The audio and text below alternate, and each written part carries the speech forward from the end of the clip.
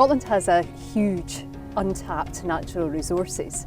And I think if you remember the play, The Cheviot, the Stag and the Black Oil, we've got an embarrassment of resources: land, water, oil and gas, seaweed, which is a global sector worth about £4 billion, and renewable resources: hydroelectric, wind, water, wave tidal.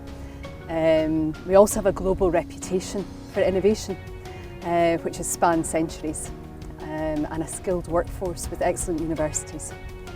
And yet we have low productivity, and this is because we don't have the freedom to structure our economy in the way that benefits Scotland.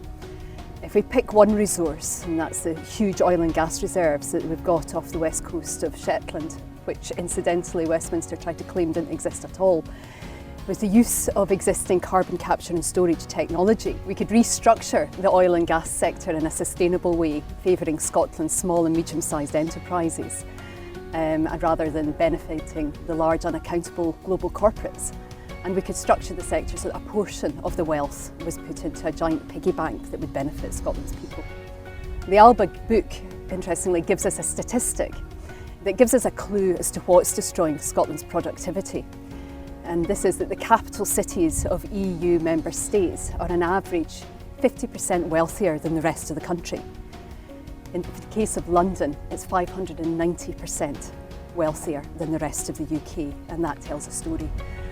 Another cultural gem that goes into this in a bit more depth is the documentary The Spider's Web, which expands on this, and it reveals that the City of London is the money laundering capital of the world.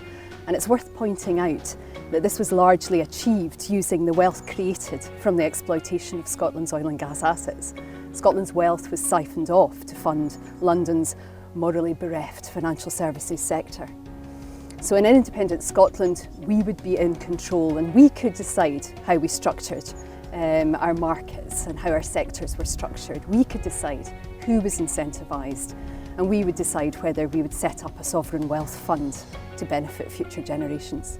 So what does a well-being economy look at? Like Bolivia, Scotland could enshrine the interests of people and planet in our constitution, ensure that we have a strong government and effective regulation and governance. And like Norway and Denmark, we could have economists that measure not just GDP, but whether the people benefit from GDP. And I'll quote Senator Robert Kennedy, who said once that GDP measures everything except that which makes life worthwhile. We need a Companies Act that obliges businesses to act in the interests of all stakeholders, not just shareholders, put people and planet on an equal footing with shareholders. We need to favour social enterprises and mission-driven companies, such as Triodos Bank in the Netherlands. Our Scottish Investment Bank could have adopted that model, but chose not to. We need schools that inspire social entrepreneurs, universities that teach alternative economic doctrines, and train accountants to measure social and environmental returns on investment, not just economic returns on investment. And we need to train lawyers to advise on mission-driven businesses. Another thing that would be a good idea would be legislation that ensures that the public sector acts in the long-term interests of the economy, people and the environment. And Wales has done this, enacted this legislation. We should be procuring for social and environmental outcomes and not manipulate the award of contracts to shelf companies of the friends of politicians.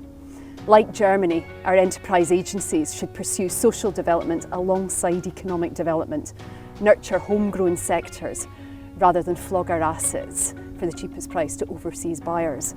The only way to address the huge levels of inequality in Scotland is to acknowledge the root cause of our problems and instead pursue a wellbeing economy that reconnects industry, knowledge and humanity, one that prioritises people and planet.